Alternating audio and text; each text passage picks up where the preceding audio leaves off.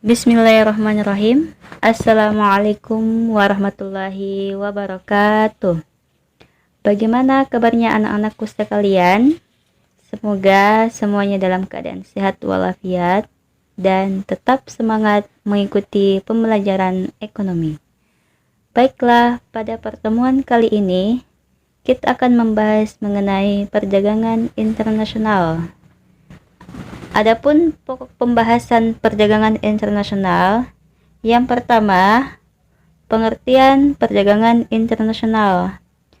Yang kedua, tujuan perdagangan internasional. Yang ketiga, manfaat perdagangan internasional. Dan yang terakhir, contoh perdagangan internasional. Bagian A, pengertian perdagangan internasional. Perdagangan internasional adalah perdagangan antara dua belah pihak yang berasal dari negara yang berbeda, berdasarkan pada perjanjian yang telah disepakati bersama. Bagian B, tujuan perdagangan internasional. Yang pertama, memperluas wilayah perdagangan. Dengan adanya perdagangan internasional, memiliki tujuan untuk memperluas wilayah perdagangan yang bermanfaat untuk para produsen dan konsumen. Yang kedua, berbagi teknologi dan inovasi modern. Perdagangan internasional memang sangat berdampak terhadap budaya, politik, ekonomi, bahkan sampai masuk ke lini teknologi. Perdagangan internasional bertujuan agar memperoleh keuntungan antar negara. Yang ketiga, meningkatkan devisa negara. Meningkatkan devisa negara adalah salah satu tujuan setiap negara yang berpartisipasi dalam perdagangan global.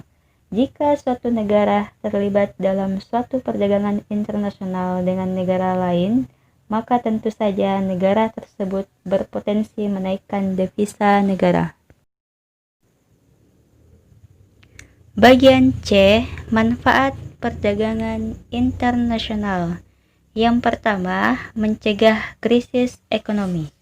Dengan adanya perdagangan internasional, maka krisis ekonomi dapat dicegah. Apa tuh krisis ekonomi? Suatu keadaan di mana suatu negara mengalami kekurangan kebutuhan. Contohnya adalah seperti suatu negara mengalami krisis beras karena mengalami gagal panen di setiap wilayahnya. Dalam hal ini, negara lain yang mempunyai produksi beras yang berlebih akan mengekspor beras tersebut ke negara yang sedang mengalami krisis beras. Yang kedua, memperluas kesempatan kerja. Dengan adanya perdagangan internasional, maka kesempatan kerja dapat dilakukan secara merata oleh antar negara di dunia.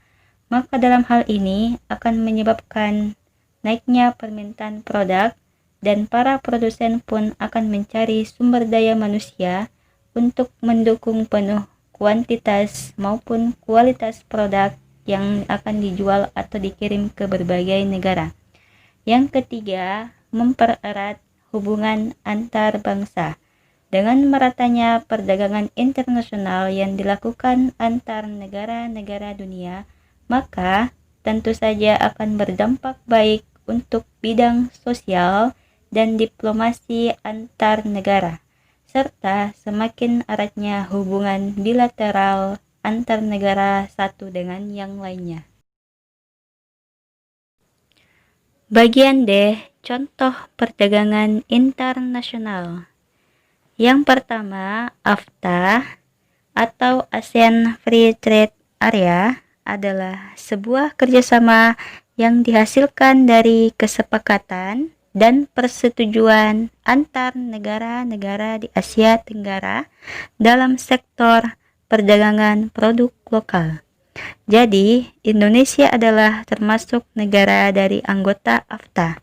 Tak hanya Indonesia saja, negara lainnya seperti Brunei, Malaysia, Thailand, Vietnam, Filipina, Singapura, dan negara Asia Tenggara lainnya.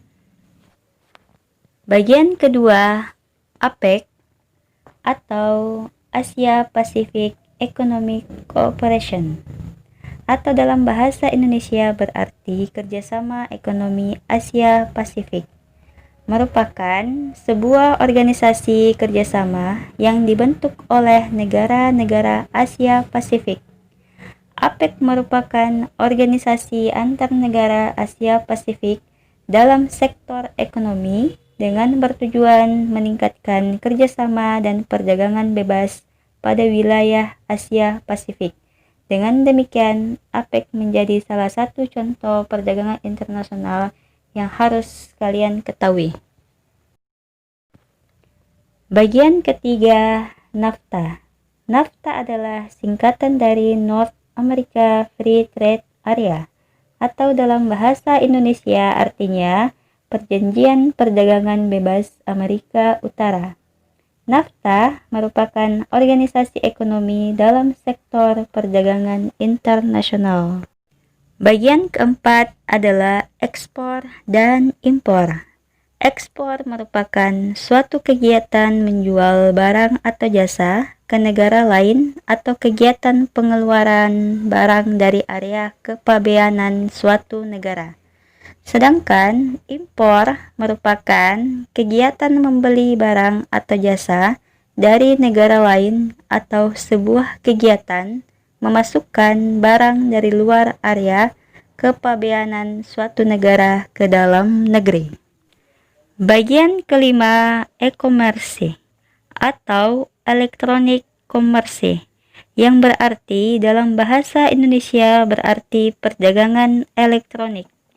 E-commerce juga termasuk ke dalam contoh perdagangan internasional karena dapat diakses oleh orang-orang di seluruh dunia. E-commerce ini berbasis online trading dan mengandalkan sistem elektronik dan akses melalui internet.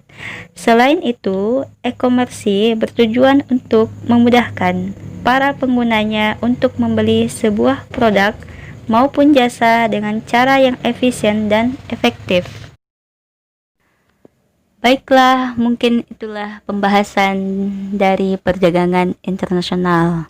Semoga kalian semua dapat memahami dan menyimak materi perdagangan internasional. Olehnya itu, Ibu harap kalian semua tetap sehat dan terus semangat dalam menuntut ilmu.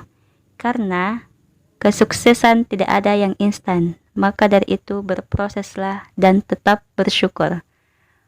Wabillahi taufiq wal hidayah. Wassalamualaikum warahmatullahi wabarakatuh.